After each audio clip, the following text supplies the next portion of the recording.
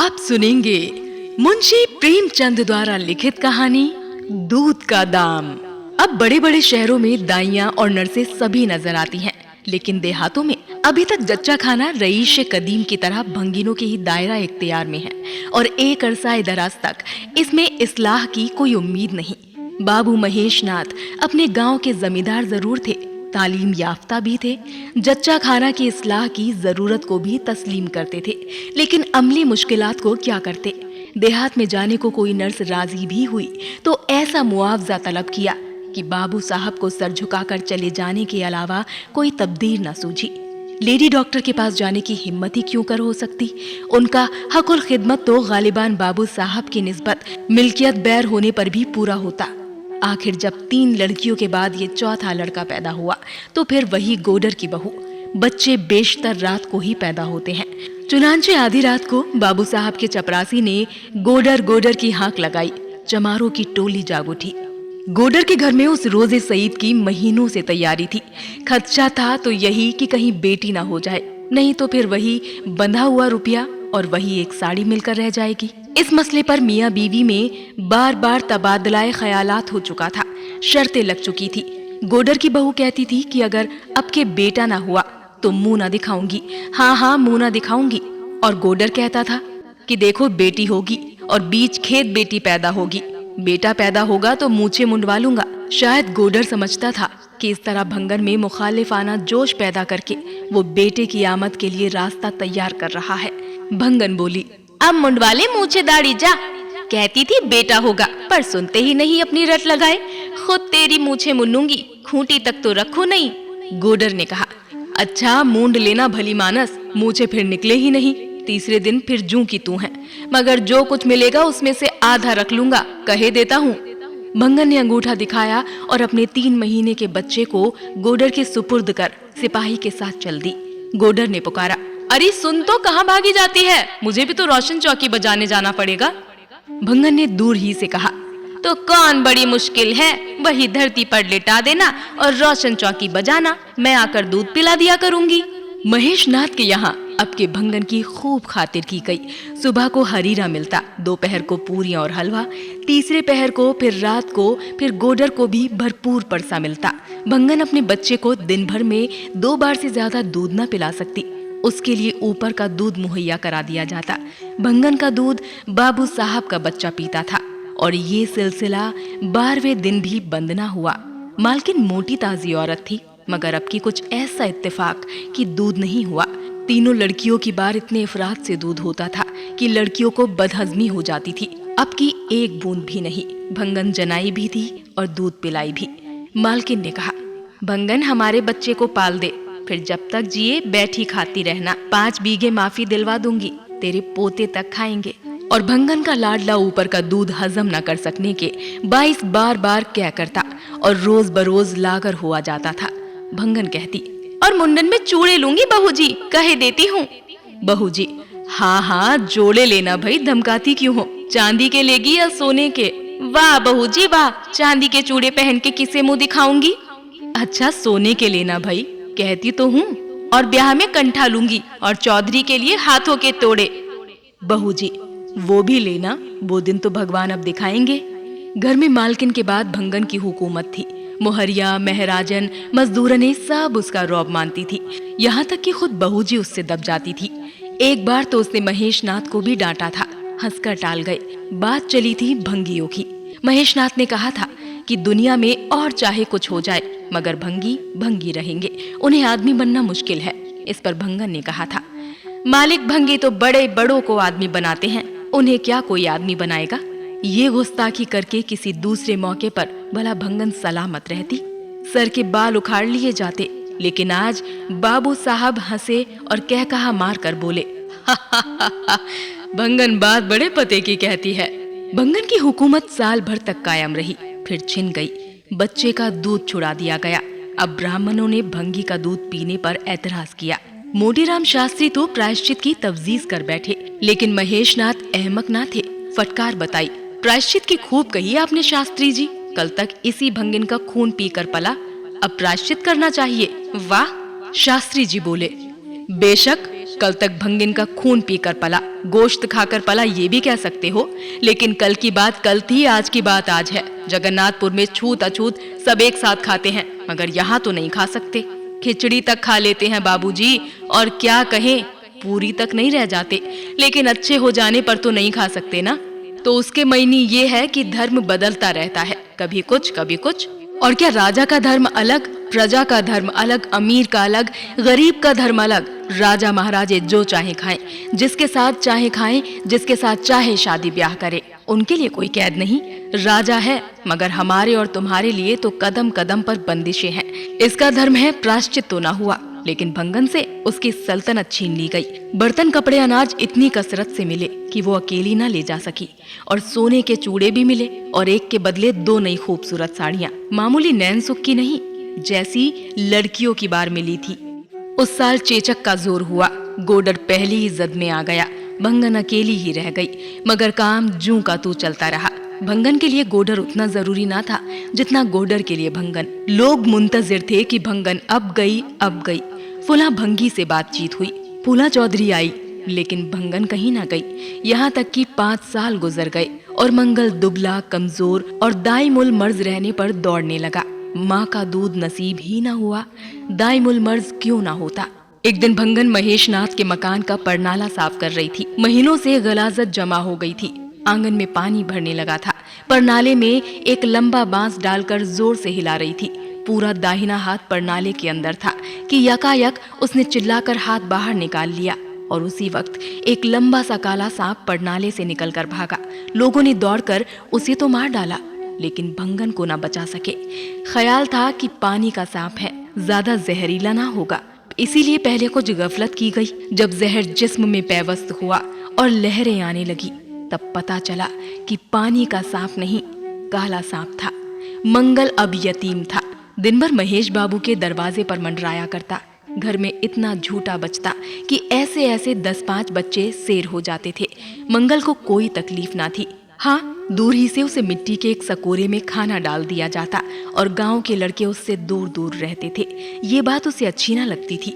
सब लोग अच्छे अच्छे बर्तनों में खाते हैं, उसके लिए मिट्टी के सकोरे। यूं उसे इस तकलीफ का एहसास न होता, लेकिन लड़के उसे चिढ़ा चिढ़ा कर इस जिल्लत के एहसास को सान पर चढ़ाते रहते थे। मकान के सामने एक नीम का दरख्त था, उसी के नीचे मंगल का डेरा था। एक फटा सा टाट का टुकड़ा, 2 सकोरे और धोती, जो महेश बाबू के खुशनसीब फर्जंद सुरेश के उतारे कपड़ों में से एक थी। जाड़ा गर्मी बरसात हर मौसम के लिए वो एक सी आरामदेह थी। यही उसकी खुशूसियत थी। सख्त जान मंगल झुलसती हुई लू और कड़ाके के जाड़े और मूसलाधार बारिश में जिंदा था और तंदुरुस्त था। बस उसका कोई रफीक था तो गांव का एक कुत्ता, जो अपने हम चश्मों की बदमिजाजियों और तंग जरफियों से तंग आकर मंगल के जेरे साया आ पड़ा था। खाना दोनों का एक था, कुछ तबीयत भी यकसा थी, और गालिबन दोनों एक दूसरे के मिजाज से वाकिफ हो गए थे।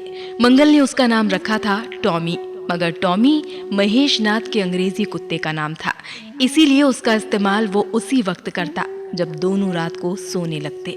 जरा और खिसक जाओ, आखिर मैं कहाँ लेटूं, सारा टाट तो तुमने घेर लिया। टॉमी कूं कूं करता और दुम हिलाता, बजाय उसके कि खिसक जाए और ऊपर चढ़ाता और मंगल का मुंह चाटने लगता।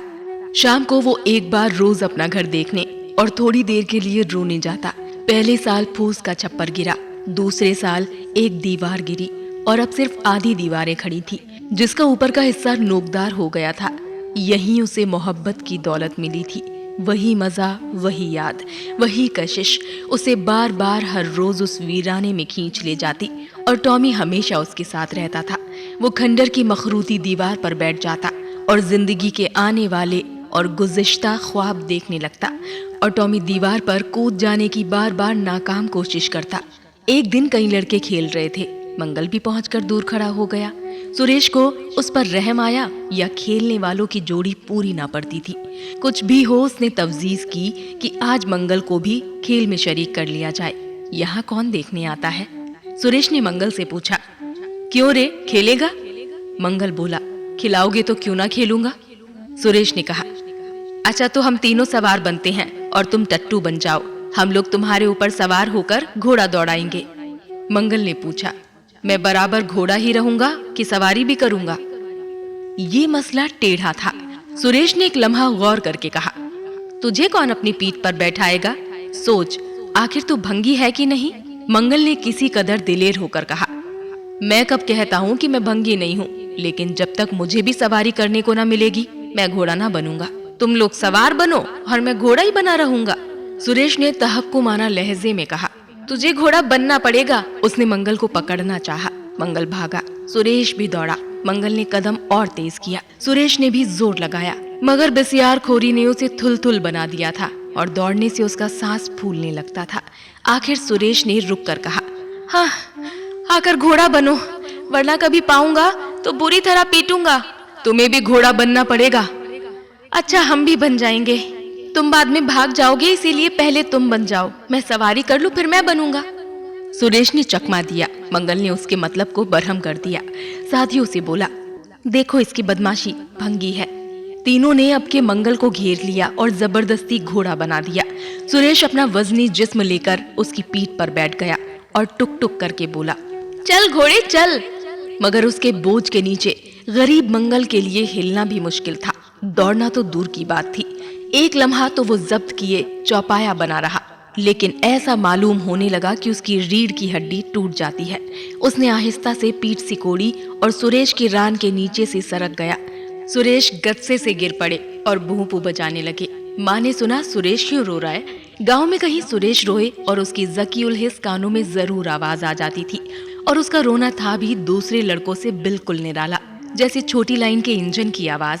1 मिनट में सुरेश आंखें मलता हुआ घर में आया। आपको जब कभी रोने का इत्तेफाक होता था तो घर में फरियाद लेकर जरूर आते थे। माँ चुप कराने के लिए कुछ न कुछ दे देती थी। आप थे तो 8 साल के, मगर बहुत बेवकूफ, हद से ज्यादा प्यारे। माँ ने पूछा, रो क्यों रहा है सुरेश, किसी ने मारा? सुरेश ने रोते हुए कहा, मंगल ने छू दिया। पहले तो माँ को यकीन ना आया, लेकिन जब सुरेश कस्में खाने लगा तो यकीन लाना लाजमी हो गया। उसने मंगल को बुलवाया और डांट कर बोली, क्यों रे मंगल, अब तुझे बदमाशी सूझने लगी? मैंने तुझसे कहा था ना सुरेश को छूना नहीं, याद है कि नहीं? बोल। मंगल ने दबी आवाज से कहा, याद है। तो फिर तूने उसे क्यों छुआ? तूने नहीं छुआ होता तो ये रोता क्यों था? ये गिर पड़े इसलिए रोने लगे। चोरी और सीना जोरी। देवी दांत पीस कर रह गई। मारे तो उसी वक्त स्नान करना पड़ता, कमची तो हाथ में लेनी ही पड़ती, और चूत की बरकी रौ कमची के रास्ते उसके जिस्म में सरायत कर जाती। इसीलिए जहां तक गालियां दे सकी और हुक्म दिया, इसी वक्त यहाँ से निकल जा, फिर जो तेरी सूरत नजर आई तो खून ही पी जाऊंगी। मुफ्त की रोटियां खा खा कर शरारत सूझती है। मंगल में गैरत तो क्या होती, खौफ था। चुपके से अपने सकोरे उठाए, टाट का टुकड़ा बगल में दबाया, धोती कंधे पर रखी और रोता हुआ वहां से चल पड़ा। अब वो यहाँ कभी नहीं आएगा। यही तो होगा कि भूखों मर जाऊंगा। क्या हर्ज है, इस तरह जीने से क्या ही फायदा। गांव में और कहाँ जाता, भंगी को कौन पनाह देता। वही अपने बेदरो दीवार की यार थी, जहाँ पिछले दिनों की यादें उसके आंसू पोंछ सकती थी। वहीं जाकर पड़ा रहा और खूब फूट फूट कर रोया। अभी आधा घंटा भी ना गुजरा होगा कि टॉमी भी उसे ढूंढता हुआ आ पहुंचा। लेकिन जूं जूं शाम होती गई, उसका एहसास जिल्लत भी गायब होता गया। बचपन की बेताब करने वाली भूख जिस्म का खून पी पी कर और भी बेपनाह होती जाती थी। आंखें बार बार सकोरों की तरफ जा उठती। उसने मशवरता टॉमी से कहा, खाओगे क्या? मैं तो भूखा ही लेटा रहूंगा। टॉमी ने कूं कूं करके शायद कहा, इस तरह की जिल्लतें तो सारी जिंदगी सहनी है। फिर जरा देर में दुम हिलाता हुआ उसके पास जा पहुंचा। हमारी जिंदगी इसीलिए है भाई। मंगल बोला, तुम जाओ, जो कुछ मिले खा लो, मेरी परवाह ना करो। टॉमी ने फिर अपनी सकसतानी बोली में कहा, अकेला नहीं जाता, तुम्हें साथ ले चलूंगा। एक लम्हा बाद फिर भूख ने तालीफ का एक नया पहलू इख्तियार किया। मालकिन तलाश कर रही होंगी। क्यों टॉमी? और क्या बाबूजी और सुरेश खा चुके होंगे? कार ने उनकी थाली का झूठा निकाल लिया होगा और हमें पुकार रहा होगा। बाबूजी और सुरेश दोनों की थालियों में घी और मीठी मीठी चीज, हाँ मलाई। हमारी आवाज न सुनाई देगी तो सबके सब घूरे पर डाल देंगे। जरा देख लें कि हमें पूछने आता है। यहाँ कौन पूछने आएगा? अच्छा चलो तो वहीं चलें, मगर छिपे रहेंगे। अगर किसी ने ना पुकारा तो मैं लौट आऊंगा, ये समझ लो। दोनों वहां से निकले और आकर महेश नाथ के दरवाजे पर एक कोने में दुबक कर खड़े हो गए। टॉमी शायद इधर उधर खबर लाने चला गया। महेश बाबू थाली पर बैठ गए थे। नौकर आपस में बातचीत कर रहे थे। एक ने कहा, आज मंगलू नहीं दिखाई देता, भूखा होगा बेचारा, मालकिन ने डांटा था इसीलिए भागा था शायद। मंगल के जी में आया, चलकर इस आदमी के कदमों पर गिर पड़े। दूसरे ने जवाब दिया, अच्छा हुआ निकाला गया, नहीं तो सवेरे सवेरे भंगी का मुंह देखना पड़ता था। मंगल और अंधेरे में खिसक गया। अब क्या उम्मीद की जा सकती थी। महेश और सुरेश थाली से उठ गए। नौकर हाथ मुंह धुला रहा है। अब बाबूजी हुक्का पिएंगे, सुरेश सोएगा। गरीब मंगल की किसे फिक्र है। इतनी देर हो गई, किसी ने नहीं पुकारा। कौन पुकारेगा। मंगल आधा घंटे तक वहां दुबका रहा। किसी ने उसका नाम ना लिया। उसने एक लंबी सांस ली और जाना चाहता था कि उसने उसी कहार को एक थाल में झूठा खाना ले जाते हुए देखा। शायद घूरे पर डालने जा रहा था।